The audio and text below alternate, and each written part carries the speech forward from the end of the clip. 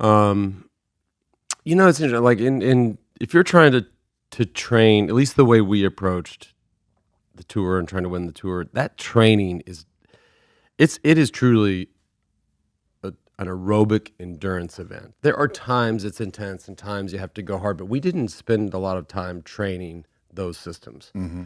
We spent times, most of the time, if not 95% of the time, training that aerobic engine. Mm-hmm.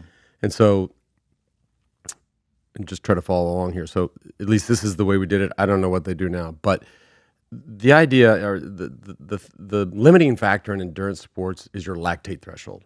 So that's if you go sprinting up a hill and you go sprint as fast as you can, fast as you can, fast as you can. Ultimately, your legs start to slow, and then ultimately you stop. Yep. That's because your legs and your body fills up with lactic acid. That's what stops you.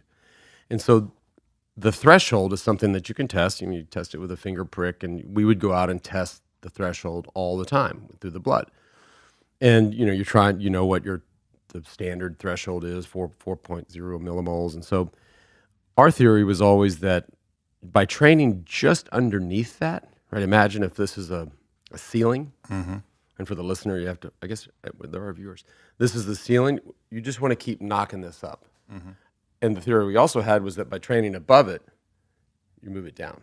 Yeah. And so we just, and that's underneath it going like this is not, they're long days. Yeah. I mean, it's not a 1 hour maximum effort. It's a 7 hour medium effort. And would you use like heart rate monitoring to get there, or what would because you weren't always pricking your finger, obviously, right? Like no. So once you establish, you don't test it every day, but you test it every couple weeks. So, mm-hmm.